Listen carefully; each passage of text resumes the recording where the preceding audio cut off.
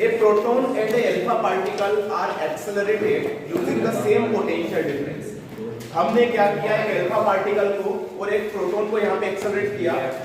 How de Broglie wavelength lambda alpha and lambda p related to each other. एक बात बताओ, सबसे पहले अगर मैं बात करूँ यहाँ पे प्रोटॉन की, समझना. Question number 1. प्रोटॉन एक ऐसा पार्टिकल है जिसका अगर मैं मास यहाँ पे m मान लेता हूँ, चार्ज मान लेता हूँ p. आपको पता होगा इसमें चार्ज होता है इलेक्ट्रॉन के इक्वली होता है, लेकिन इस पे पॉजिटिव होता है. सारे बच्चों को पता है? Yes sir. एक अल्फा पार्टिकल जो होता है, अल्फा एक्चुअली ऐसा पार्टिकल होता है जिसमें दो तो प्रोटॉन होते हैं और दो न्यूट्रॉन होते हैं. पढ़ा है आपने? यस. अब यहाँ पे दो प्रोटॉन दो न्यूट्रॉन है, जिसमें मास क्या 1 2 3 4 m के बराबर हो जाएगा. यस. आ रही बात समझ में? और इसका मास 4 m के बराबर, लेकिन दो न्यूट्रॉन तो यहाँ पे न्यूट्रल होते हैं, तो चार्ज किसके दो मतलब दो प्रोटॉन के बराबर चार्ज होगा. तो यहाँ पे ये कितना हो जाएगा 2. और इसमें भी क्या चार्ज होता है? प्लस. आगे बात समझ में? यस. अब ये बोल रहा है कि क्या इनको अपन ने सेम पोटेंशियल डिफरेंस में, मतलब ये यहाँ पे मतलब इनको मूव कराया, एक्सेलरेट कराया. तो आपको ये निकालना है कि वेवलेंथ आपने डी ब्रोगली हाइपोथेसिस में ये सुना होगा कि लैम्डा इक्वल टू जो होता है वो होता है h/p. ये अपन ने देखा था यार. यस. मेरे एक छोटे पार्ट में यस याद है सभी को? यस. अच्छा एक बात बताओ यार, अगर मैं इस p की बात करें तो p का मतलब क्या mv होता है? mv. अरे बात समझ में? यस. समझना इसको. p का मतलब mv होता है. अब यहां से अगर हम इसको ऐसा करेंगे तो काइनेटिक एनर्जी k की बात करें तो ये क्या? Half mv square. अरे बात समझ बेटा. तो k यहाँ पे m से मल्टीप्लाई करो, m से डिवाइड करो ना. नो. ऊपर mv का होल स्क्वायर लिख सकते हैं क्या? यस. नीचे क्या हो गया? 2m. mv को क्या लिख सकते हो? p लिख सकता हूं मैं. p square upon 2m k. इसको इधर जाए तो यहाँ पे p square equal to 2mk. तो यहाँ पे p इज इक्वल टू हो जाएगा √2m. यहाँ तक सब क्लियर है? यस. अब मैंने काइनेटिक एनर्जी में आपने q into v पढ़ा होगा, पोटेंशियल डिफरेंस. अभी अपन ने इलेक्ट्रॉन में किया था e into v not. Yes. पढ़ा था क्या वो? यस. e क्या था वहां पे? चार्ज और v नॉट उसका स्टॉपिंग पोटेंशियल था. पढ़ा था ये? यस. तो अपन यहां पर k की जगह यहां पर रख सकते हैं हम p is equal to √2m q into v. अरे बात समझ में बेटा? यस. अब यहां पे आते हैं, तो हम p की जगह यहां पे अगर पुट करें तो लैम्डा इक्वल टू यहां से ऐसा लिख सकते हैं क्या? h/2 √2m qv. किसी को कोई प्रॉब्लम? नो. अब ये देखो, मास चार्ज वोल्टेज सब पे डिपेंडेंट है क्या? यस. मास पर भी, चार्ज पर भी और वोल्टेज पर. ठीक है. अब आप लोग मेरी हेल्प करोगे. अब मैं यहाँ पर इन दोनों पार्टिकल, अभी तक तो सिर्फ मैंने आपको ये समझाया है कि ये किस तरह से काइनेटिक एनर्जी को मतलब यहाँ पे पोटेंशियल सॉरी इसको मोमेंटम को हम यहाँ पे बना सकते हैं. और मोमेंटम पता चल गया तो वेवलेंथ को मोमेंटम में क्या रिलेशन होता है? डी ब्रोगली से. As per de Broglie hypothesis ये बोलती है. यस. तो हमारा ये है. अब देखो, अगर मैं बात करूं लैम्डा फॉर प्रोटॉन, आप लोग मुझे बताएंगे h तो किसी के लिए चेंज नहीं होगा? नहीं. चलिए 2. मास क्या m मान लेते हैं? यस. चार्ज और प्रोटॉन क्या होता है? e होता है. पोटेंशियल मान लो इनका v नॉट पे. सेम पोटेंशियल पे क्या अल्फा पार्टिकल को जोड़ाएंगे अपन. तो lambda of alpha h divided by 2. अच्छा, मास कितने टाइम में बता दो? 4 है. चार्ज कितना टाइम में? 2. और ये अरे बात समझ में? यस. उसके बाद अच्छा लैम्डा अल्फा को अपन ऐसा लिख सकते हैं h अपॉन ये देखो, ये जो अंदर 2m e v नॉट को मैं अंदर ले लेता हूं. ये 4 को ले लेना है 8 को मैं बाहर ले आया तो √8 के बाहर ले, इसमें मैंने बाहर लिख लिया. यस. ताकि ये 2m e v नॉट बच जाता है. यस. ये और ये आपस में सेम लगता है. सेम है. यस. आएगा समझ में? तो यार यहाँ पे अपन h upon √2m e v not lambda लिख सकते हैं क्या? यस. तो ये लैम्डा p हो गया अपॉन √8. तो ये लैम्डा अल्फा हो गया. तो इसको इधर ले आए, इसको इधर ले जाएंगे तो lambda p upon lambda alpha की जो वैल्यू, इसको ऊपर लेंगे, इसको √8 अपॉन √8 हो जाएगा क्या? यस. तो यही क्या होगा आंसर हो जाएगा. इसको इधर ले सकते हैं तो lambda p is equal to √8 times of lambda alpha. समझ में आ गई? यस. तो ये था पहला क्वेश्चन, तो इसको नोट कीजिएगा, फिर हम आगे बढ़ते हैं. अब देखो फोटोन ने क्या किया, वो आ रहा है कहीं से, इंफिनिटी से कहीं से, और जैसे एटम के अंदर गया तो उसने एटम में देखा कि यार बीच में तो एक सेंटर है जहाँ पे न्यूक्लियस वगैरह है, जहाँ पे जो प्रोटॉन्स और न्यूट्रॉन स्टे कर रहे हैं, और उसके अराउंड जो है कुछ ऑर्बिट्स में इलेक्ट्रॉन जंप मूव कर रहे हैं। अब एक बात बताओ यार, फोटोन ज्यादा तो क्या होता है, एक प्रोबेबिलिटी होती है, मान लो कि एक्चुअली हर 10 लाख फोटोन में हर 10⁻⁶ फोटोन सिर्फ एक इलेक्ट्रॉन को निकालते हैं। अरे बात समझ में, मतलब आप मेरी बात समझिए, 10⁻⁶ फोटोन सिर्फ एक इलेक्ट्रॉन को निकालते हैं, क्योंकि जो इलेक्ट्रॉन जो यहाँ पे जो बात करें एटम ऑलरेडी क्या होता है, एम्प्टी पार्ट होता है क्या मैक्सिमम, बड़ा एटम केस में होता है, तो एक इलेक्ट्रॉन के साथ एक तो मोशन भी कर रहा है वहां पे इलेक्ट्रॉन, उसे टकराने की जो प्रोबेबिलिटी होती है वो बहुत ही माइनर होती है, ठीक है। इसलिए मतलब अपने को ज्यादा फोटोन करने पड़ेंगे तो ज्यादा इलेक्ट्रॉन्स वहां से हम क्या करा सके, ज्यादा इलेक्ट्रॉन्स का इमिशन करा सके। मेरी बात समझ में आ गई? तो उसने देखा कि इलेक्ट्रॉन तो इलेक्ट्रॉन से टकराता है और अपनी पूरी की पूरी एनर्जी उसे H2 से दे देता है। एक बात, दूसरी बात याद रखेंगे मेरी कि पहले एक फोटोन एक इलेक्ट्रॉन से टकराएगा, पहला कॉन्सेप्ट याद हो गया। दूसरा, जब भी वो उससे टकराता है तो अपनी 100% एनर्जी उसे प्रोवाइड कर देगा। दूसरी बात भी समझ में आ गई? पहली बात क्या थी, एक इलेक्ट्रॉन एक ही फोटोन पे टकराएगा, मतलब एक फोटोन एक इलेक्ट्रॉन से टकराएगा। दूसरा मैंने क्या बोला कि उसके 100% एनर्जी दे देगा। अरे बस में उसने अपनी पूरी Hν उसको प्रोवाइड करवा दी। अब ये जो Hν जो है, अब ये पहले तो इसे किस में यूज करेगा, वो अंदर से सरफेस में बोली थी अपन ने, वर्क फंक्शन है। तो बाकी जो बच्चे उसे क्या काइनेटिक एनर्जी वो करता है। अब आगे बात समझ में? अब देखो यहाँ पे क्वेश्चन नंबर 2 एक्चुअली ये फिर फोटो इलेक्ट्रिक इफेक्ट का क्वेश्चन नहीं हो सकता, मतलब है तो सही क्वेश्चन है फोटो इलेक्ट्रिक इफेक्ट, लेकिन इसको इससे फोटो इलेक्ट्रिक इफेक्ट का ज्यादा लेना देना नहीं है इस वाले कॉन्सेप्ट से। अब देखो यहाँ पे बोल रहा है, in the explanation of the photo electric effect we assume one proton of frequency mu collides with one electron. अरे बात समझ में? एक प्रोटॉन किसके साथ टक्कर करता है, एक इलेक्ट्रॉन। आगे बोल रहा है एंड ट्रांसफर इट्स एनर्जी, और यहाँ पे भी ट्रांसफर इट्स एनर्जी नहीं है, सिर्फ इतना ही नहीं, 100% ट्रांसफर इट्स एनर्जी। अरे बात समझ, देखो ये बेसिक चीज है, ये क्लिक याद होनी चाहिए हमें। उसके बाद आगे क्या बोला है, this leads to equation for the maximum kinetic energy.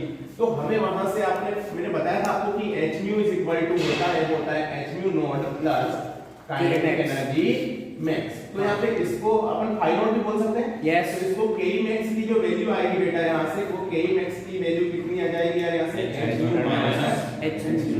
Is that clear? Yes. तो यहाँ से तो अपना ये आ गया, यहाँ तक की समझ में आ गई चीज। यस। अब आगे बोल रहा है, if where the Hν node या जो phi node है, this is the work function of the metal। अच्छा, work function of the metal depends on the incident photon और नॉट। यस, डिपेंड करता है। अच्छा, मेटल पे डिपेंड करता है। वर्क फंक्शन सिर्फ मेटल ये कैरेक्टरिस्टिक पे डिपेंड करता है, ये नेचर पे डिपेंड करता है, बाकी उसे इंसिडेंट फोटोन से कोई लेना देना नहीं है।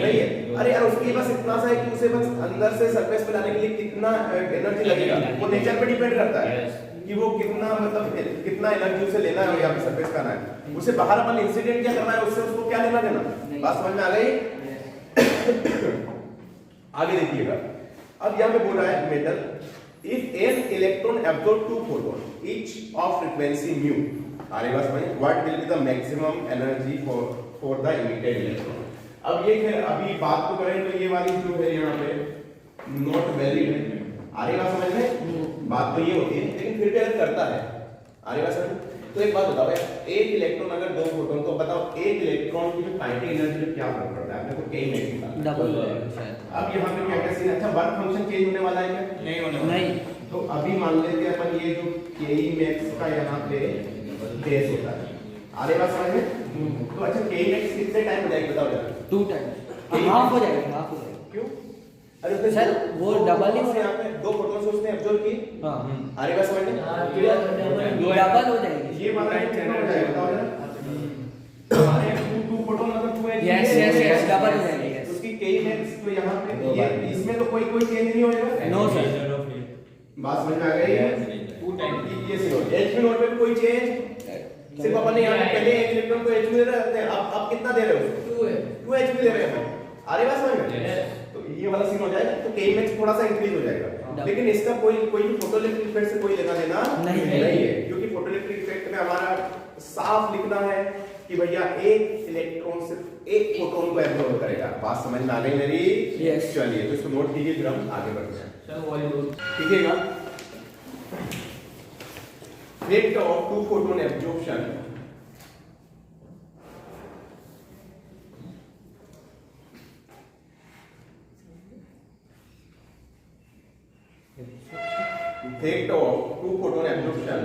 is not taken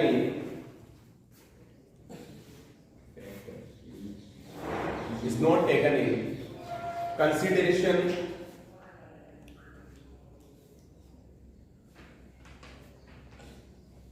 in discussion of stopping potential because in this case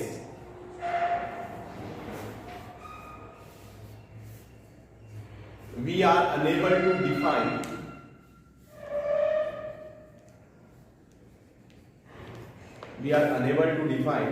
maximum kinetic energy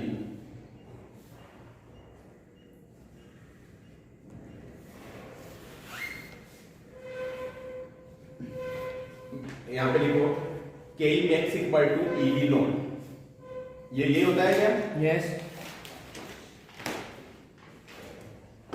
So we can't find a definite value of stopping potential.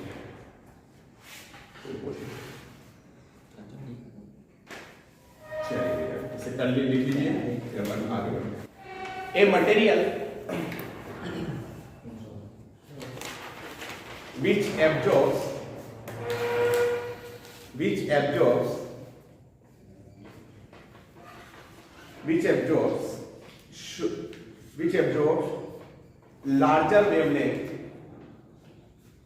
larger wavelength. अच्छा, लार्जर वेवलेंथ का मतलब कि यहाँ पे जो एनर्जी क्या हो गई, लेस हो गई. ब्रैकेट में लिख लेना लेस एनर्जी. आ रही बात समझ में, ताकि हमारे दिमाग के अंदर ये पॉइंट बैठ जाए कि भैया ज्यादा वेवलेंथ अगर होगी तो यहाँ पे लेस एनर्जी होगी. मतलब जितनी हायर वेवलेंथ उतनी ही लो अपनी एनर्जी, लेस एनर्जी. आगे लिखिएगा. And emit shorter wavelength bracket में लिख लेना लार्जर एनर्जी. अरे बस समझ में, अगर वेवलेंथ शॉर्ट हो गई तो यहाँ पे एनर्जी क्या हो गई भैया, मतलब इनवर्सली प्रोपोर्शनल होती है ना भैया, SC upon lambda.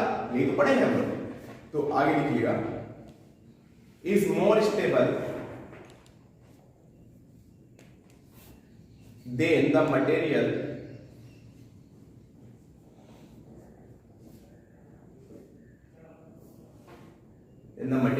which absorbs shorter wavelength and emit then the material which absorbs shorter wavelength, मतलब यहाँ पे इसने ज्यादा एनर्जी को एब्जॉर्ब किया दूसरे वाले मटेरियल ने, and emit larger wavelength because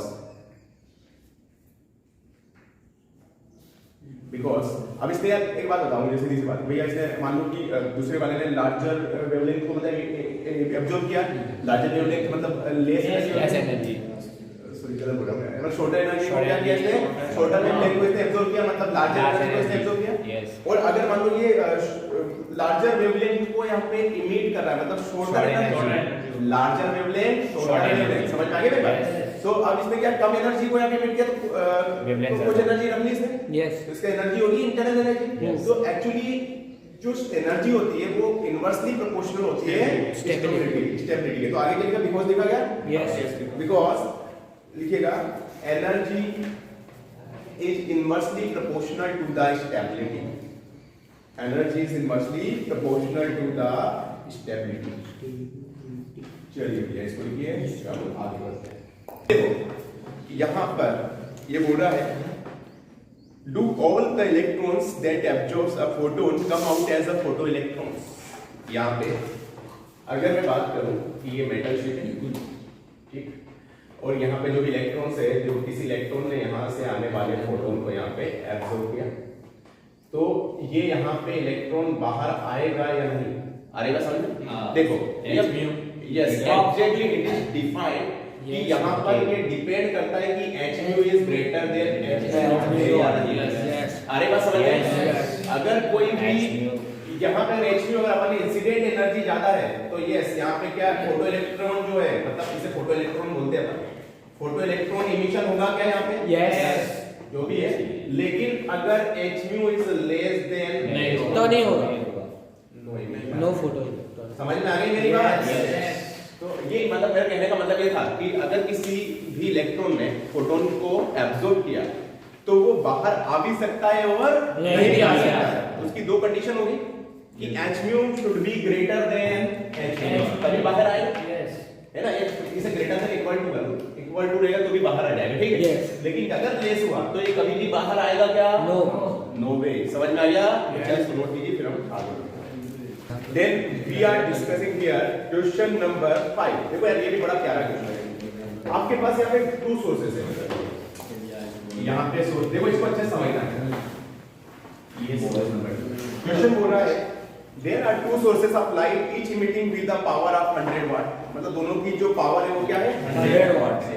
इसकी भी 100 वाट है और इसकी भी 100 वाट। वाट के बारे में मुझे नहीं लगता कि आपको नहीं पता है क्या पावर पता है, इसलिए बल्ब वगैरह पर पढ़े। यस। तो अब देखो यहाँ पे बोल रहा है कि 100 वाट के दो बल्ब है हमारे। आगे बोल रहा है यहाँ पे one emit X-ray of wavelength 1 nanometer. जो एक जो है यहाँ पर ये जो भी फोटोन यहाँ पे इमिट कर रहा है ये एक्चुअली अपने 1 नैनोमीटर वेवलेंथ के फोटोन यहाँ पे इमिट कर रहा है, 1 नैनोमीटर एक्स-रे। आ रही बात समझ में? यस। क्वेश्चन अब इसमें सेकंड वाले में इसी पार्ट बोल रहा है कि बल्कि जो नेक्स्ट वन है ये विजिबल लाइट को यहाँ पे छोड़ रहा है। ये हमें यहाँ पे विजिबल लाइट का फोटोन छोड़ रहा है और ये छोड़ रहा है हमारा 500 नैनोमीटर का विजिबल लाइट, ठीक। तो एक हमारा एक्सरे छोड़ रहा है और एक हमारा यहाँ पे विजिबल छोड़ रहा है।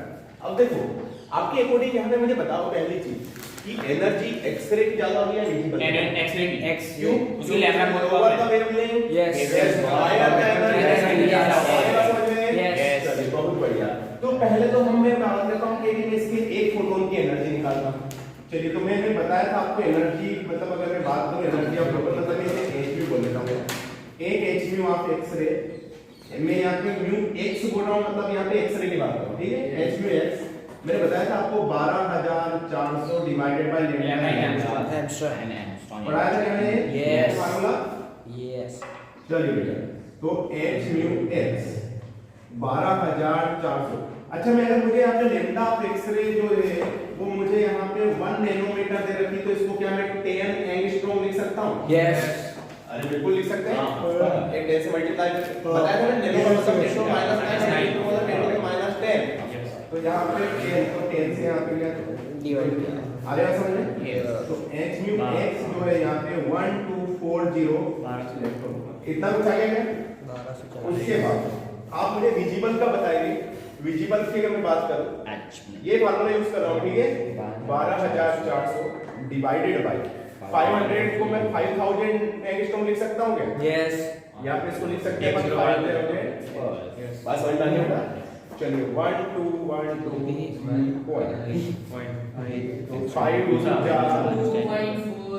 4 नैनोमीटर 10⁻⁹ ऐसे कुछ होगा। इतना इलेक्ट्रॉन वोल्ट एनर्जी हमारे यहाँ पे सेकंड वाले का, ठीक है? अब यहाँ पे बंदा बोल रहा है कि नंबर ऑफ फोटॉन्स निकाल रहे हैं कि इसने कितने नंबर ऑफ फोटॉन्स ये पर सेकंड इमिट कर रहा है और ये वाला भी कितना। अरे बस अच्छा पर सेकंड अगर मैं इसकी बात करूं तो ये जो 100 वाट का मतलब होता है बेटा 100 जूल पर सेकंड। अरे बस समझ लें ये होता है कि पावर का मतलब यस। अगर एक बात बताओ एक बात बताओ मुझे, तो एक बात मुझे बताओ कि जैसे मान लो कि एक भैया बॉक्स है जिसमें 100 बॉल्स आ सकती है। अरे बात समझ? तो उस बॉक्स में जैसे मतलब ये 100 बॉल आ सकती है। अगर मैं बॉल की साइज बढ़ा तो क्या कम आएगी? यस। और बॉल की साइज बढ़ा तो और कम आएगी। अरे बात समझ में? तो मैं ऐसा लिख सकता हूँ कि जो 100 जैसे अगर यहाँ पर अपना 100 जूल पर एनर्जी रिलीज कर रहा है तो यार इतनी टोटल एनर्जी उस टोटल में अगर मैं एक फोटोन की एनर्जी से अगर मैं यहाँ पे डिवाइड कर दूं क्या नंबर ऑफ फोटोन आ जाएंगे? यस। जैसे मान लो टोटल एनर्जी की टोटल एनर्जी क्या है? ई है। और ये अगर n फोटोन इमिट कर रहे तो क्या n फोटोन की एनर्जी इक्वल टू एनर्जी हो जाएगा ना? हाँ Yes. अरे बस समझ में यार इस बल्ब की एनर्जी ये जितने फोटोन एनर्जी कर रहा है इमिट कर रहा है उसके टोटल सम के नंबर ऑफ फोटोन्स की एनर्जी के इक्वल होगी क्या? अरे बस समझ में जैसे मान लो एक फोटोन 1 इलेक्ट्रॉन वोल्ट कर रहा है और ये जो पूरा बल्ब है वो कर रहा है 100 इलेक्ट्रॉन वोल्ट तो ये कितने कितने यहाँ पे मतलब वो कर सकता है 100 फोटोन इमिट कर रहा है Yes. 100 into 1 equal to 100 yes. ये मेरी बात समझ में Yes. आ गई। चलिए तो अपन यहाँ पे बात करते हैं पहले नंबर ऑफ एक्सरे ठीक है तो यहाँ पर E कितना 100 जूल पर second Yes. divided by h mu of x is equal to number of x कितना है बताओ जरा ये 1240 लेकिन ये इलेक्ट्रॉन वोल्ट है इसको मैं जूल में कन्वर्ट करना है तो मुझे 1.8 Yes. क्योंकि यहाँ पे अगर मान लो जूल में तो इधर भी नीचे भी क्या होना चाहिए जूल होना चाहिए इलेक्ट्रॉन वोल्ट नहीं होना चाहिए तो ये समझ में आ गया ये मैंने क्या किया Yes. ये तो जूल पर सेकंड हो गया और ये हो गया जूल तो जूल से जूल क्या हो गया भैया Cancer. कैसे तो पर सेकंड कितने यहाँ पे नंबर ऑफ इलेक्ट्रॉन्स यहाँ पे इमिट हो रहे हैं ये आपको ये 10 to power 19 ऊपर गया तो कितना हो गया भैया 10 to power plus 19 ये हो जाएगा 1240 multiply 1.6 10 to the power plus 19 अरे बस मैंने तो यहाँ पे एक जीरो को हटा के मैं यहाँ पे कौन हटा दूं क्या है ना हाँ तो इसको मैं यहाँ पे लिख रहा हूँ इसमें 10,000 है ना मैंने यहाँ पे दो जीरो डाल दी थी दो जीरो और दे दिया मैंने 10 to the power 17 कर दिया ऐसा कर सकते हैं क्या Yes. उसके बाद यहाँ पे नीचे आ रहा है 124 मल्टीप्लाई 16 तो nx कितना आ रहा है इसको छोड़ करके बताओ मुझे 10,000 डिवाइडेड बाय 124 16 10,000. 4 4 जा 4 2 जा 8 4 5 जा 20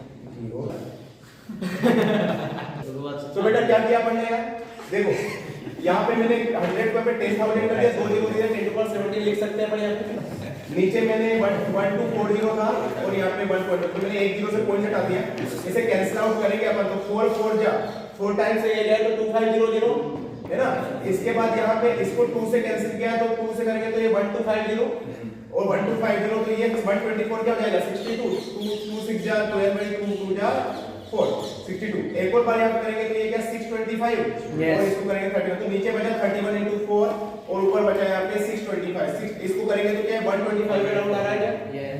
अरे बस समझ में है सो 124 के राउंड तो 124 तो कितने टाइम में 5 टाइम्स अराउंड जाएगा Yes. तो यहाँ पे कितना हो गया 5 to 10 to the power 17 यहाँ तक का क्लियर है Yes. चलिए आगे करते हैं कीजिएगा इसको नोट फिर हम आगे तो बेटा क्वेश्चन नंबर जो 5 है इसका जो सेकंड पार्ट हो रहा है कि भैया आपने को नंबर ऑफ जो यहाँ पे विजिबल लाइट्स तो विजिबल का आपने कितना निकाला था बेटा यहाँ पे एनर्जी ऑफ विजिबल लाइट अभी 2.48 Electron volt. इलेक्ट्रॉन ऐसा कुछ निकाला था Yes.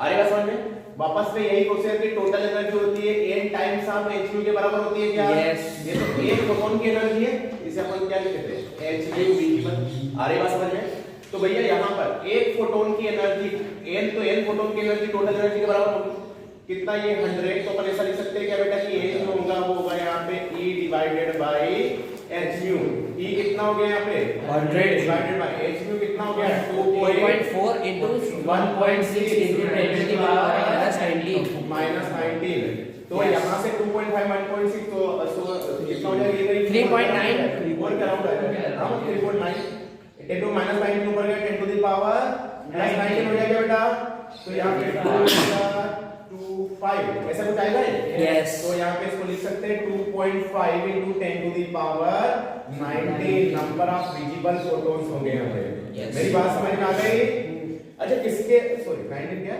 20 होगा. अच्छा किसके नंबर ऑफ फोटोन ज्यादा है Number of विजिबल लाइट के Yes. विजिबल लाइट के फोटोन Yes, ज्यादा है। visible light. क्योंकि भैया उसकी एनर्जी एक फोटोन की एनर्जी कम है वहां पे Yes. इसलिए वहां पे उसके यहाँ पे ज्यादा हो जाएगी क्लियर है बेटा याद है तो चलिए कीजिएगा इसको कर लिया क्या सभी ने ये Yes.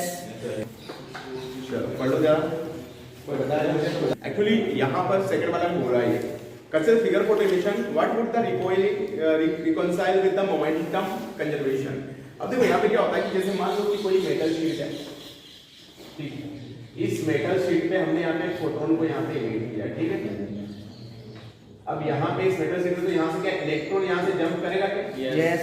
तो इलेक्ट्रॉन यहाँ से जंप करके बाहर चला जाएगा। ठीक है, यहाँ तक समझ में आ गया। अब देखो यहाँ पे क्या होता है कि यहाँ पर जो मोमेंटम भी कंजर्व रहता है। क्या रहता है भैया? मोमेंटम भी क्योंकि कोई एक्सटर्नल फोर्स नहीं लग रहा है।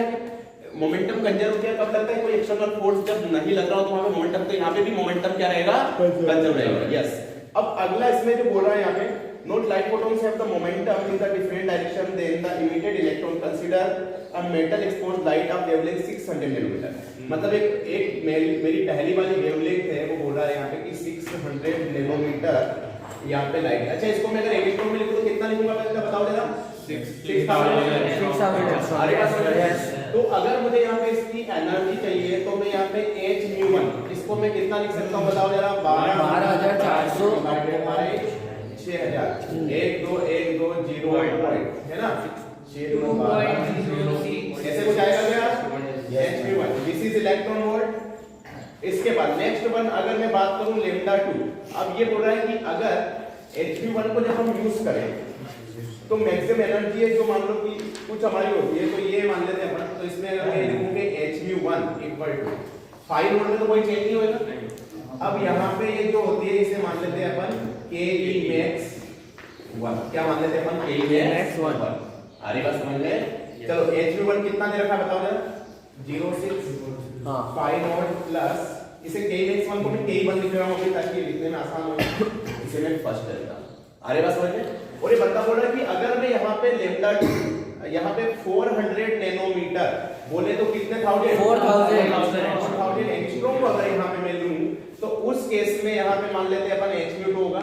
तो ये 12400 डिवाइडेड बाय 4000 3.1 है ना? 3.1। तो यहाँ पे hν2 कितना हो गया? 3.1 इलेक्ट्रॉन वोल्ट। और ये बोल रहा है कि जब मैं इसको यूज करता हूँ तो यहाँ पे जो ke max की वैल्यू कितनी हो जाती है? डबल हो जाती है।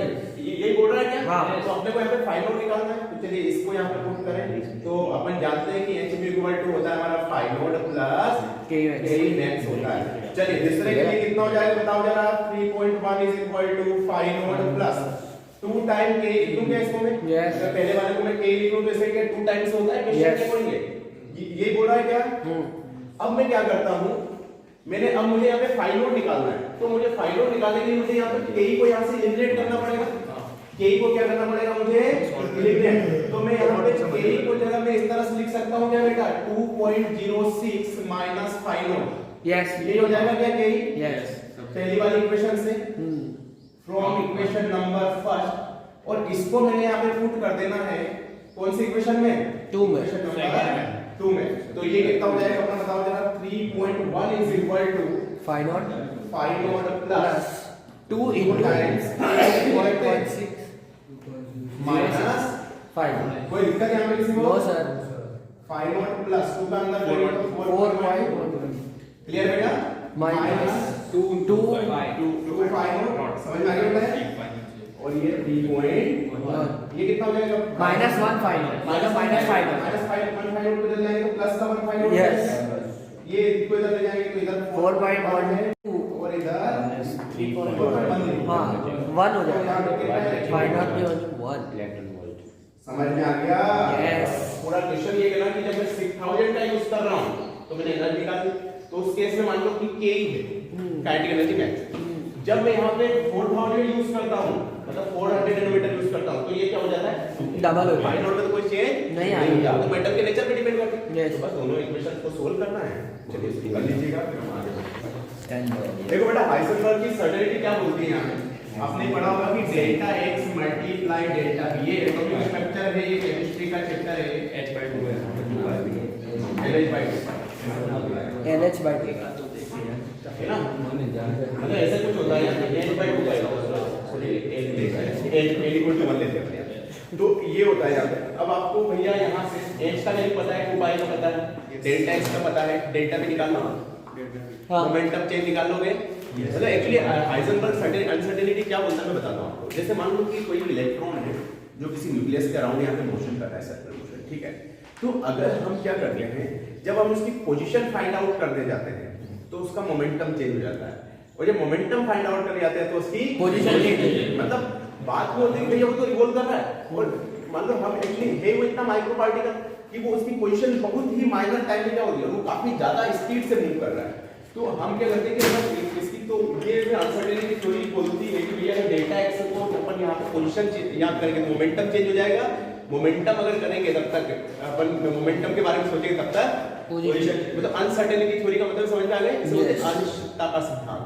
मतलब कोई भी इसमें सर्टेनिटी नहीं होती है, निश्चित चीजें नहीं होती, डेफिनेट चीजें नहीं होती। तो बस ये होता है। तो अब देखो यहाँ पे आपको सब कुछ दिया है, निकाल लोगे क्या question number delta P, question number 7।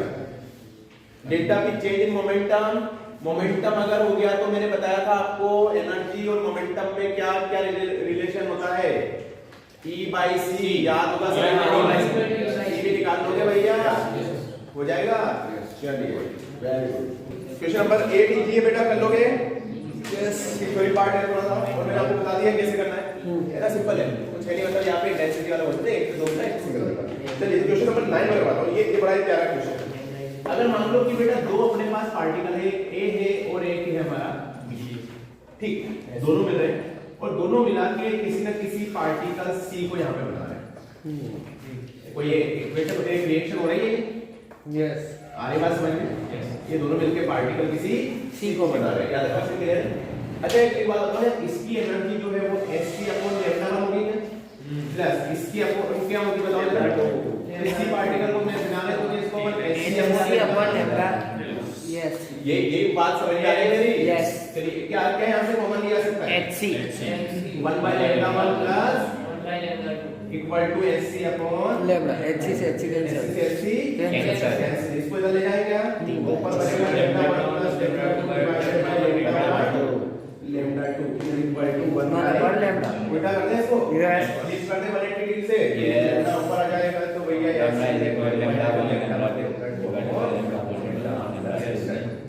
हो जाएगा। ये बोल रहा है ना यार, इसमें क्या बोल रहा है, two particles at the de Broglie wavelength lambda left to combine from the form of particle C, the process conserve momentum, find the de Broglie wavelength of the particle C. वही हुआ, क्लियर है? Yes. तो दोनों मिलके अगर एक particle बना तो दोनों की एनर्जी होती है एक की एनर्जी दोनों हो जाएगी। क्लियर बेटा? यस। चलिए यदि के बताना। अच्छा एक वाईडी से कॉन्सेप्ट पढ़ा था अपन, यस। वहां पे वेव नाम की चीज आई, यस, लाइट वेव। आपने डेल्टा x इक्वल टू पढ़ा होगा आपने d sin थीटा, ये शायद आपने पढ़ा था आपको, यस, करवाया क्या? यस। तो डेल्टा x इक्वल टू अपन ने d sin थीटा पढ़ा है यहाँ पे। तो अच्छा यार अगर ये मैक्सिमा के लिए क्या है, n लैम्डा होना चाहिए। यस, पढ़ाया क्या है अपन? यस। फर्स्ट मैक्सिमा के लिए क्या लैम्डा हो जाएगा? यस। d कितना दे रहा है बताओ जरा। 0.1 नैनोमीटर। आएगा समझ में? यस। sin 30 की वैल्यू कितनी होगी सबको बताया हमने, 1/2 0.1 into 10 to the power -9 कैसे कुछ हो गया? यस। इसको करेंगे तो 0.05 नैनोमीटर हो गया क्या? यस। आएगा समझ में? तो इसी को मैं ऐसा लिख सकता हूं कि 0.5 एंगस्ट्रॉम। यस, यस, आएगा समझ में? अब यार मुझे नहीं लगता कि एनर्जी आपके लिए निकालना मतलब कोई भारी काम है। 0.5। आ रही मेरी बात समझ में? यस। एजेंडा पुट कर दोगे यार? यस। आपको कर लेना यार भैया। ठीक है सर। चलिए भैया आगे बढ़ते हैं। देखो यार आपको बस 11 12 13 आपको 3 क्वेश्चन करने को दे रहा हूं करते हैं, इसके 14 15 पॉइंट में करवाता हूं क्योंकि ये थोड़ा इसमें कोलिजन का कॉन्सेप्ट आता है। कर दिया शुरू होता है इसको? यस आपने कर दिया? Yes yes. अब यहाँ पर क्या बोल रहा है बेटा, यहाँ पे देखो क्वेश्चन को समझो पहले। ए particle A with the mass m is moving with the velocity v। एक पार्टिकल है मतलब एक गोल मान लेते हैं अपन, इसका जो मास है वो m है और ये किसी वेलोसिटी v से यहाँ पे मूव कर रहा है। अरे समझना बेटा इस क्वेश्चन बहुत प्यारा क्वेश्चन है। Velocity and hits the particle b mass mv। यहाँ पे एक और पार्टिकल है ये जो ऐसे बोलते हैं अपन mv बोल रहा है और ये इसकी इनिशियल वेलोसिटी क्या है 0 है। अभी इसकी इनिशियल uv भी तो यहाँ पे v है और इसकी ub जो इनिशियल वेलोसिटी इसकी अभी क्या है बेटा 0। ऐसे कुछ बोल रहा है ये? अब ये बोल रहा है कि आगे at rest find the change in de Broglie wavelength, मतलब लैम्डा में हमने को कितना चेंज होगा ये निकालना है। Change in de Broglie wavelength, find the change in de Broglie wavelength of the particle A. Sorry कहां है? हां, find the change in de Broglie wavelength of the particle A treat the collision as elastic.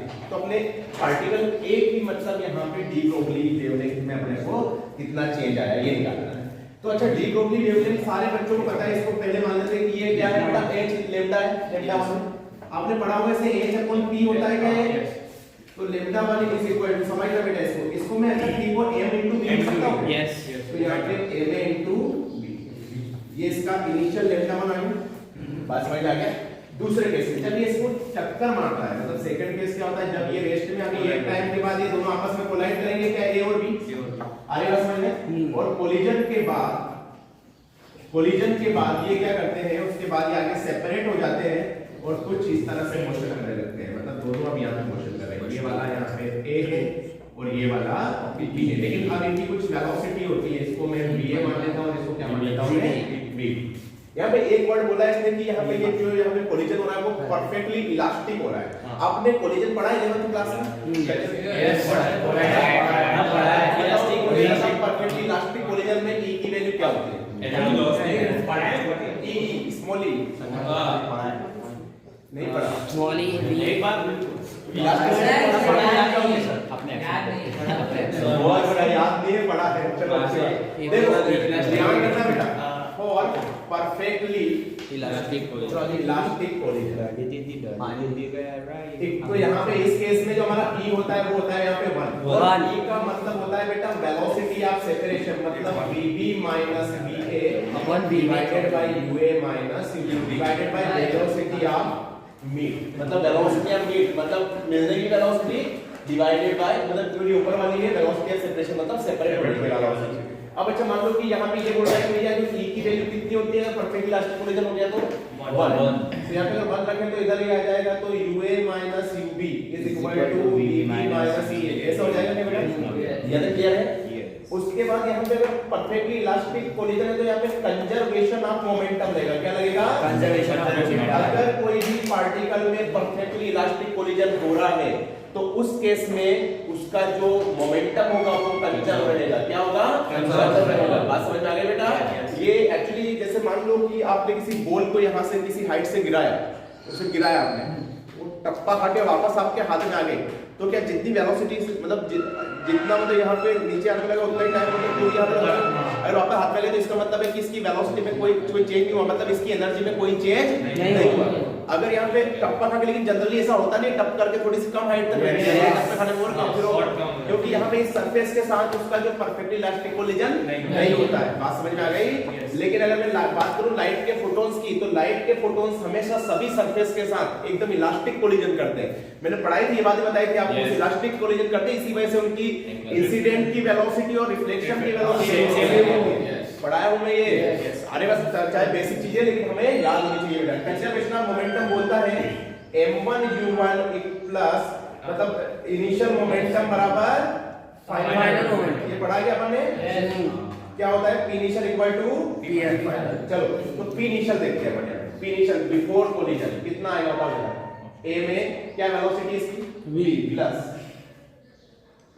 दूसरे वाले का देखो mv, इसकी initial velocity कितनी है 0, तो अभी क्या यहाँ पे ma भी आ गया, आ रही बात समझ में? अच्छा आफ्टर कोलिजन अगर मैं बात करूं p फाइनल, ये मेरे p इनिशियल p फाइनल कितना हो आप ही बताओगे मुझे, ये ma into va ऐसा लिख सकते हैं क्या बेटा? प्लस अभी हमें va vb की वैल्यू नहीं पता है, अच्छा टॉप क्लास क्वेश्चन है, तो mv आ रही बात समझ में? कंजर्वेशन ऑफ मोमेंटम क्या बोलता है कि दोनों आपस में क्या होने चाहिए, इक्वल सेम होने चाहिए। तो आप बताओगे मुझे ma b equal to ma va plus mb vb, यहाँ तक का सीन क्लियर है? चलिए इसको पहले आप नोट कीजिएगा, फिर हम आगे बढ़ते हैं क्योंकि मुझे ऐसा करना पड़ेगा। कॉन्सेप्ट यूज किया अभी तक, इसको मैं अभी डी ब्रोगली वेवलेंथ को मैं साइड में रख रहा हूं, इसका भी कोई यूज नहीं है। पहले तो मैंने यहाँ पे कंजर्वेशन मोमेंटम, दोनों को मैंने मोमेंटम कंजर्व कराया, ये समझ में आ गया था मैंने वो डायग्राम से। यस। दूसरा मैंने इलास्टिसिटी कोएफिशिएंट का बोला है, elasticity coefficient vb minus va upon ua minus ub ऐसा होता है। तो अगर ये e की वैल्यू 1 होती है जब परफेक्ट इलास्टिक होता है तो ये इधर आ जाता है। अब एक्चुअली अगर मुझे यहाँ पे इसकी इनिशियल वेलोसिटी तो मिल गई, तो मुझे इनिशियल मोमेंटम भी मिल गया। अगर मैं यहाँ पे फाइनल वेलोसिटी मुझे मिल जाएगी ये थी, तो क्या मुझे यहाँ पे फाइनल मोमेंटम भी मिल जाएगा? चलिए तो यहाँ पे मैंने इसको इक्वेशन नंबर 1 दे दिया, इसको इक्वेशन नंबर 2 दे दिया। अब समझना देखो बात को आप। अच्छा बेटा from equation number 1, from equation number 1, अच्छा यूए को अपन ने क्या क्या दिया था, मतलब इनिशियल वेलोसिटी v माना है क्या बेटा, देखो जरा यूए को क्या माना है v, सेकंड माना यूबी कितना 0 है क्या, अरे मैंने बताया था इनिशियल वेलोसिटी ऑफ यूए कितना दे रखा है उसका v, यूबी की वैल्यू कितनी है 0, क्यों दे बेटा 0, क्योंकि वो किसमें रेस्ट में है, वेरी गुड। इस वाले को और यहाँ पर ये जो यहाँ पे आ जाएगा VB माइनस VA, इस VA को इधर ले जाऊंगा तो क्या है V प्लस VA हो जाएगा क्या बेटा, yes equal to VB।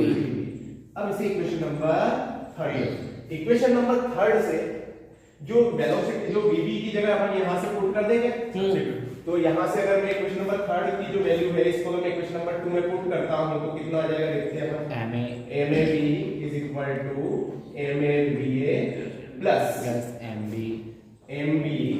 V plus V, ऐसा कर सकते हैं क्या बेटा अपन, तो यहाँ पे MAV प्लस इसको अंदर मल्टीप्लाई करूं मैं MBV plus MBVA, is that clear, इस VA वाले को एक साइड रख लो बाकी सबको इधर ले दो, इसको इधर रखेंगे तो ये क्या हो जाएगा MAV माइनस MB, ऐसा कुछ हो गया क्या बेटा, और यहाँ पर ये जो VA वाले हैं तो इनको यहाँ से मैं VA को कॉमन लेते हैं, यहाँ पे क्या MA प्लस MB हो गया क्या बताओ जरा, तो यहाँ से भी VA कॉमन ले ले, हां इसको नीचे में लेते हैं, यहाँ पे जो VA आ जाएगा ना वो आ जाएगा इधर का, तो बचेगा MA minus MB V divided by MA plus MB, यहाँ तक सिंपल क्लियर है, यस। अब A आ गया अपन, A आ गया तो क्या यहाँ पे दूसरे एक फाइनल इसको हटा दो बेटा मैं, A आ गया तो क्या यहाँ पे इसका V आ गया तो फाइनल मोमेंटम भी आ जाएगा इसका, चलिए फाइनल मोमेंटम कितना होगा बताओ जरा, P final is equal to AM into V होता है क्या, यस इसका यही होगा, तो P final of MA V कितना है बताओ जरा, MA minus into V divided by MA plus MB, ऐसे कुछ था, यस क्लियर है बेटा। तो अच्छा यहाँ से मैंने लेम्डा 1 तो निकाल ली थी, लेम्डा 1 यहाँ पे कैसे निकालेंगे अपन, लेम्डा इनिशियल को यहाँ पे h अपॉन p इनिशियल कितना आया था अपना h upon m into v, यहाँ पे ma का निकालना है अपने को, और इसकी इनिशियल वेलोसिटी क्या दे रखी थी v दे रखी थी। अच्छा मुझे यहाँ पे अगर लेम्डा फाइनल की बात करूं मैं तो यहाँ पे मैं ऐसा लिख सकता हूँ क्या, लेम्डा फाइनल, इसको मैं इनिशियल मान लेते हैं ताकि लिखना आसान हो जाए, लिमिटेशन, तो यहाँ पे लेम्डा फाइनल कितना हो जाएगा बताओ जरा, h अपॉन p फाइनल ये होगा क्या, तो h अपॉन p फाइनल रख दो इसको नीचे, यस तो यहाँ पे रखेंगे तो ये हो जाएगा ma माइनस mb v, और ये नीचे वाला कहाँ चला जाएगा, ऊपर चला जाएगा, ma plus mb, is that clear, yes. तो लेम्डा f भी आ गया, लेम्डा इनिशियल भी आ गया, अपने को निकालना है चेंज इन लेम्डा, तो कैसे निकालते हैं बताओ जरा, lambda final minus lambda initial, इसमें से इसको घटा लोगे, क्लियर है बेटा, यस। तो कितना आ जाएगा अपना h ma plus mb divided by ma minus mb v minus h upon ma, आ रही बात समझ में, कौन सी चीजें जो है से कॉमन ली जा सकती है, h upon ma v, yes ये कॉमन ले ले क्या, यहाँ पे बचा ma plus mb divided by यहाँ पे बचा ma माइनस mb माइनस 1, आ रही मेरी बात समझ में, इसको इधर ले गए, तो यहाँ पर इसको मैं थोड़ा सा ऊपर स्पेस बचा है इसमें अपन यहाँ पे एडजस्ट कर लेते हैं, बड़ा क्वेश्चन है, तो यहाँ पे इसको इधर ले गए तो कितना हो जाएगा बताओ बेटा, बताओ जरा, डेल्टा लेम्डा बराबर ma प्लस mb, यहाँ पे तो h अपॉन ma भी चल रहा है, तो ये हो जाएगा ma plus mb minus ma minus, तो माइनस तो ये minus ma plus minus ma है ना, प्लस ma, तो यहाँ पे माइनस ma प्लस mb ऐसा लिख सकते हैं बेटा, डिवाइडेड बाय क्या हो गया ma माइनस mb, ma से mb कैंसिल, तो ये h अपॉन ma v, ऊपर बचा mb प्लस mb का 2mb हो गया बेटा, और नीचे बचेगा ma माइनस mb, तो ये आ गया अपना डेल्टा लेम्डा, आ रही बात समझ में, कितना आ गया h, तो इसको थोड़ा सा अपन सजा के लिख लेते हैं, तो 2h mb upon ma minus mb, काफी कॉम्प्लेक्स नहीं था ये क्वेश्चन, अच्छा था, मतलब ये अच्छे लेवल का क्वेश्चन है, ठीक है, तो इसको नोट कर लीजिएगा, फिर हम आगे बढ़ते हैं। क्वेश्चन नंबर 15 करते शुरू, यस। तो यहाँ बोल रहा है कि कंसीडर कोई भी अपना एक बल्ब है यहाँ पर, जिसकी पावर p है। आ रही बात समझ में? और इससे 2 मीटर की डिस्टेंस पर, और ये कोई भी हमारी जो फोटोन से हमें इमिट कर रहा है ऐसे चारों डायरेक्शन में, मतलब सभी जगह, ठीक। और इससे 2 मीटर की डिस्टेंस पर एक अपन ने बड़ा सा यहाँ पे एक स्फीयर बनाया। अच्छा, स्फीयर का सरफेस एरिया कितना होता है सारे बच्चों को पता है ना? यस। और यहाँ पर एक छोटा सा पार्ट काट लिया, इस वाले छोटे से पार्ट का जो एरिया है यहाँ पे ये स्मॉल है, इसे स्मॉल a मान लेते हैं। 4πr²। अच्छा, एक्चुअली यहाँ पे एक छोटा सा पार्ट काटते हैं इसका, तो ये तो क्या पाई आर स्क्वायर होता है? हाँ। इसको एक छोटा पार्ट इसका पाई आर स्क्वायर, लेकिन ये पूरा जो सरफेस है, इस सरफेस का जो एरिया हो जाएगा ये क्या 4 पाई आर स्क्वायर हो जाएगा? यस। अगर ये जो रेडियस दे रखी है, ये r दे रखी है, तो कितना हो जाएगा ये 4 पाई आर स्क्वायर। बड़ा अच्छा क्वेश्चन है। तो एक बल्ब है जो कि लाइट इमिट कर रहा है चारों डायरेक्शन में, तो अगर मैं कुछ r रेडियस के तो उतने स्क्वायर में लाइट दे रहा हूं, तो वेव फ्रंट नहीं पड़ा अपन, स्फेरिकल वेव फ्रंट। आ रही बात समझ में? तो वैसा वैसे सीधा। अच्छा, अगर मैं बात करूं इसकी इंटेंसिटी, है ना, तो अभी तो अपन इसकी इंटेंसिटी की अगर बात करें तो इंटेंसिटी कितना हो जाएगा बताओ जरा, जितनी इंटेंसिटी यहां पे इमिट कर रहा है, इंटेंसिटी कितना हो जाएगा बेटा? इंटेंसिटी का क्या मतलब होता है? पावर पर यूनिट एरिया होता है ना? तो intensity equal to power, power कितना है? p। एरिया यहां तक पहुंच रहा है, टोटल इंटेंसिटी ये होगी क्या इस पॉइंट पे? अरे r से ये इंटेंसिटी होगी क्या? यस। Power upon 4πr²। अच्छा यार, r की वैल्यू अगर अपन बढ़ाते जाएंगे तो i की वैल्यू भी कम होती जाएगी। आ रही मेरी बात समझ?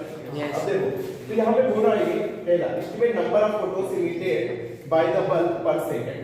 अच्छा, एक फोटोन की यहाँ पे मान लो इसने लैम्डा दी है, तो यहाँ पे एक बात बताओ, यहाँ पे तो इसकी जो एक फोटोन की एसए पर लैम्डा होती है। आ रही बात समझ में? तो मैंने बताया था आपको कि पहला ऑप्शन, मैंने बताया था कि जो टोटल एनर्जी होगी बेटा, वो क्या n फोटॉन्स की एनर्जी के इक्वल होगी? यस। ये अभी थोड़ी देर पहले किया अपन। Yes. तो यहाँ पर अगर मैं बात करूं तो E is equal to n, इसको क्या अपन s से अपॉन लैम्डा लिख सकते हैं? बात समझ में आ गई? अच्छा, s से अपॉन लैम्डा, तो यहाँ से ये वाली वैल्यू पता चल जाएगी अपने को। एनर्जी को क्या, अगर मान लो यहाँ पे एनर्जी पर यूनिट टाइम, तो यहाँ पे इसको एनर्जी को क्या पावर इनटू टाइम लिख सकते हैं क्या? यस। आ रही बात समझ में? Is equal to n sc upon lambda. आपको सबकी वैल्यू पता है, पर यूनिट टाइम मतलब टाइम कितना ले लिया? 1 सेकंड। तो इसको भी एससी अपॉन लैम्डा को सॉल्व कर सकते हैं क्या अपन? 12400 अपॉन लैम्डा रेशियो पता पढ़ाया था मैंने आपको। ये भी आ गया, पावर आपकी गिवन है, तो यहां से कैसे निकालेंगे नंबर ऑफ फोटोन?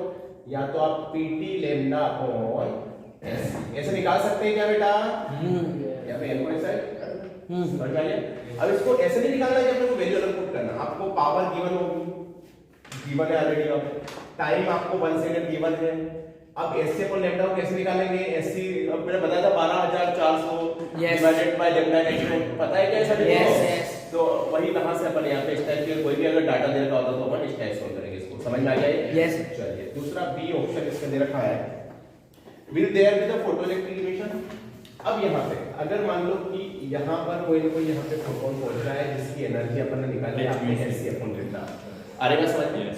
अच्छा, फोटो इमिशन यहाँ पे अगर मान लो इलेक्ट्रॉन का इमिशन है, तो फोटो इलेक्ट्रॉन का इमिशन कब पॉसिबल है? तो सबसे पहले तो आप देखोगे कि इसकी कोई ना कोई हमें वेवलेंथ दे रखी होगी, सॉरी वर्क फंक्शन दे रखा होगा, क्या होगा? SC upon lambda. ठीक, जो आपने निकाला है एससी अपॉन लैम्डा, जो आपने वेवलेंथ गिवन है उसकी, जो लाइट जिसका इसका एमिशन हो रहा है लाइट, तो उसकी वेवलेंथ आपको गिवन होगी। तो एससी अपॉन लैम्डा जो आएगा, अगर ये greater than equal to SC upon lambda not हुआ, मेरी बात समझ में आ गई? मैंने पढ़ाया था hν should be greater than equal to hν, then yes, otherwise no, otherwise no. समझ में आ गया? यस। तो ये वाला सीन होगा। इसके बाद question number C, how much time would be required by the atomic disc to receive energy equal to the work function? और वर्क फंक्शन जो दे रखा है इसका 2 इलेक्ट्रॉन वोल्ट। एक बात बताओ, मुझे फॉर्मूला कहीं है। अगर एक डिस्क दे रखी है अपने स्मॉल आर, तो क्या इसका एरिया निकाल सकते हो आप कैसे? पाई आर स्क्वायर। अरे सर, उसे बोला कि इसका एक एटम एक इलेक्ट्रॉन का रिप्रेजेंट करता है, और मान लो जितने यहां पे एक बात बताओ, तो ये आगे इस पे क्या है, यहाँ पे फोटॉन्स हमारे आ रहे हैं। अरे सर, तो अपन अगर मान लो एरिया दे रखा है, तो अपन यहाँ पे नंबर ऑफ फोटॉन्स कितने यहाँ पे आ रहे हैं ये भी निकाल सकते हैं क्या? यस। कैसे निकाल सकते हैं बताओ जरा, बताओ जरा। देखो, total number of photons, total, तो यहाँ पे जो आ रहे हैं, यहाँ पे एनर्जी निकाल सकते हैं जब यहाँ Energy, एनर्जी yes. आ रही है, कैसे निकालेंगे बेटा बताओ जरा। यस, मतलब यहाँ पे आ रही है P डेज आ रही है, फिर P नोट पावर आ रही है, या P note into time T आ रहा है, जो भी Yes. इतनी एनर्जी आ रही है। आ रही है समझ में? The E is equals to P naught. पर सेकंड का बोल रहा हूँ मैं, इक्वल Yes. में मान लीजिए ना, Yes. तो यहाँ पे Then E is equals to P naught. पहुंच रही है E naught equal to P naught P into T. इतना कुछ आ रहा है। Yes. अब एक बात बताओ यार, तो मैं अगर बात करूं तो मैं टोटल एनर्जी जो टोटल एनर्जी को अपन क्या लिखते हैं, total power into time. Time, yes. P naught है. अरे अपन total area 4 by r square. Multiply इतनी इसकी मतलब एनर्जी, मतलब ये छोटे से एरिया इसका पाई r square. क्या इतनी हो जाएगी क्या, ये ई नोट बताओ जरा, ई नोट कितना हो जाएगा यहाँ पे, ये वाला PT अपॉन 4 r square ऊपर भी r square. r square. Yes. तो यहाँ से क्या ई नोट आ जाएगी, Yes. ई नोट आ गई एनर्जी। तो यहाँ पे इसकी एक की जो अगर मान लो एक वर्क फंक्शन दे रखा होगा एक का, मतलब वर्क फंक्शन में क्या फोटोन एनर्जी जैसे ही कुछ होता है, Yes. तो उससे डिवाइड कर देंगे तो क्या इसमें इंसिडेंट यहाँ पे फोटोन की संख्या आ जाएगी। आ रही बात समझ में? अरे यार ये बोला कि एक इलेक्ट्रॉन है, भाई नंबर ऑफ फोटोन कितनी है यहाँ पे, तो अपनी टोटल एनर्जी यहाँ तक टोटल एनर्जी क्या है, ये है कितना PT T equal to 1 second है, R भी आपको गिवन है, कैपिटल R कैपिटल गिवन है, T की आपको गिवन है, इतनी एनर्जी यहाँ पे पहुंच रही है। आ रही बात समझ में? अच्छा, एक फोटोन की एनर्जी जो है वो इतनी है, तो अगर इस एनर्जी में मैं फोटोन एनर्जी से मतलब अगर मैं E not divided by h mu या इससे को लैम्डा अगर मैं यहाँ पे कर देता हूँ, तो क्या मेरे को यहाँ पे नंबर ऑफ फोटोन मिल जाएंगे, कितने फोटोन आ रहे होंगे। अरे यही तो बोला है यार, इस एनर्जी में किससे डिवाइड कर दो, फोटोन एनर्जी से। नहीं आई मेरी बात समझ में? अरे यार टोटल एनर्जी मिल गई यहाँ पे, उसमें एक टोटल, तो यहाँ पे E इक्वल टू क्या पढ़ते हैं अपन, h h पढ़ते हैं, h तो h भी अपने को पता है, E नोट अपन ने वहां से पता कर लिया है छोटी सी डिस्क का, और उसमें यहाँ पे उसे h से डिवाइड कर देंगे तो क्या ये आ जाएगा, तो ये आ जाएंगे नंबर ऑफ फोटोन। यहाँ तक का सीन क्लियर है? उसके बाद how many photons could atom of disc receive within the, ये वाला सेम टू सेम है, ड्यूरेशन कैलकुलेटेड है, लो निकाल लोगे बेटा क्या नंबर ऑफ फोटॉन्स कम है ना, हाउ मच, यहाँ तक का सीन क्लियर है? और यहाँ पे एक्चुअली इसने E नोट पूछा है, तो ये कितने फोटोन्स निकल जाएंगे क्या यहाँ से। हां, उसके बाद पूछा है यहाँ पे can you explain the photon effect was observe instantaneously, बिल्कुल एक्सप्लेन कर सकते हैं कि यहाँ पे इतना आ रहा है वर्क फंक्शन ये, और यहाँ पे काइनेटिक एनर्जी मैक्स, तो यहाँ पे इनके अपन के k मैक्स से भी निकाल सकते हैं। कैसे निकालते हैं बताओ जरा, h v h v naught plus k max. तो ये बड़ा ही तगड़ा क्वेश्चन है, चाहे इसको नोट कर लो, है ना, और कभी कोई डाउट हो तो मुझे फिर बताना, ये थोड़ा तगड़ा क्वेश्चन है, समझ जाना है इसको।